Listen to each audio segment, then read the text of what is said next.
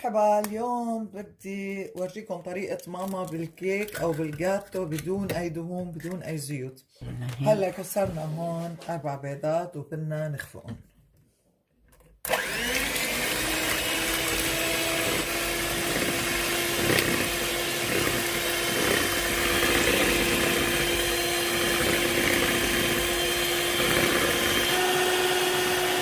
إذا ما عندكم خفاقة ممكن تعملوه بالخلاط أو مانيوال يدويا. بدكم هوا حتى ينفش الكيك أو الجاتو. هاد الجاتو ل4 بيضات، كاستين سكر بنفس الكاسة، يعني بنفس المعيار رح تعيروا بقية المقادير. هلا نحط كاستين السكر وكمان نخفقهم مع البيض. فأنا رح أخفق أول كاسة، حركهم أول حتى ما يطيروا. ندفق كمان حتى يذوب السكر. حط أول كاسة وثاني كاسة وبنخفقهم.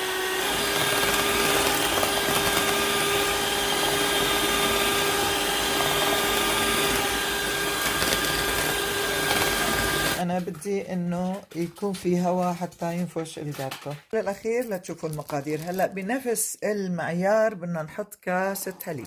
هلأ نحنا جربناها، بدنا نحط كاسة حليب. نحنا جربناها بالبردقان، صراحة بالحليب أطيب.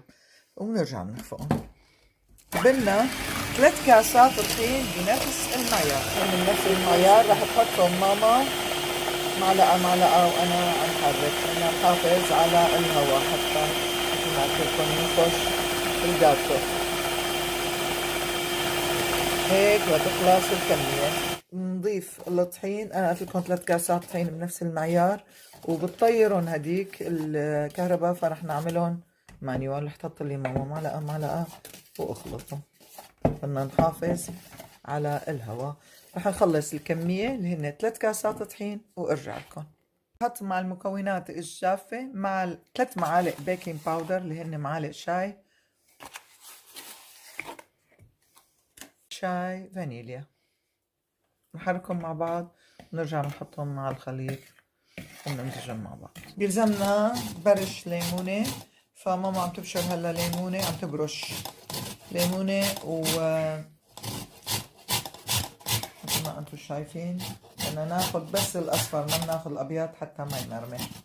نضيف برش الليمون لانه بيعطيها نكهه طيبه، وبشيل هذا ليمون زيست بالانجليزي، بشيل الزنقه. اكيد فيكم تحطوا برش بردقان بس انا بحب الليمون. عملتهم بالكهرباء بالخفاقه حتى شايفين صار في فقاعات، صار في هواء. وهلا عم نحمي الفرن قبل ما نحط الجاتو فيه، ورح نحط فيه مكسرات. ما شايفين هون بدنا نحط فيها زبيب، بس انا بحب الزبيب الاصفر، للاسف ما عنا، فحنحط زبيب مثل هاد بني او اسود، بيطلع كمان طيب، بس الاصفر بيطلع اطيب. نحط نطلع اول اذا فيهم شيء قشر جوز مثلا عشان ما تكسر اسناننا، وانا هيك بفرق بهالطريقه. هلا ماما دخلت على الفيديو بس مو مشكله، بدنا نحط يعني حكت قبل ما احكي، بدنا نحط جوز فيها. ف ماما مثل ما شايفين عم تفرمهم، بتثبتوا السكينه بايد وبالايد الثانيه بتحركوا السكينه وبتفرموا الجوز.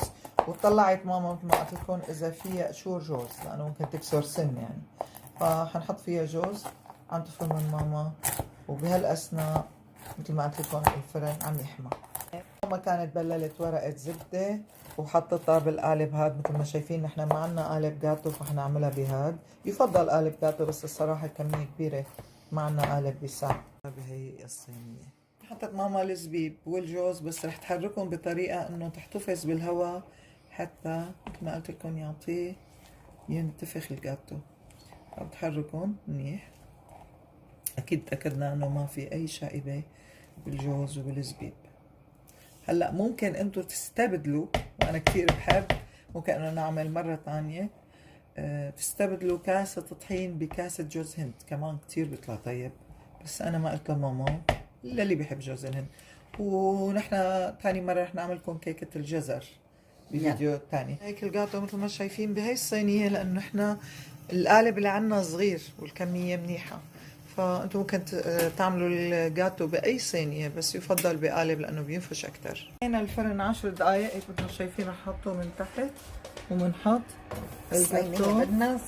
بدكم باي مرحله لازم ترفعوا الفرن وتحطوه من فوق، Later. لانه كل واحد حسب فرنه. فانتم بعد تقريبا ثلث ساعه بتشوفوا، بتجوا بتشوفوا ما بتفتحوا الفرن ابدا والا بيهبط، بيروح كل الهواء. شايفين بلش ينفش. بس لهلا مو هذا الوقت اللي راح نعمل فيه الفرن لفوق. صار له ثلث ساعه، لبعد 10 دقائق بنرجع بنشوفه. خلي هاي شايفين ببلش اصلا، بتبلشوا تشموا ريحته. انا راح اطفي الفرن من تحت وراح حوله من فوق هيك، شايفين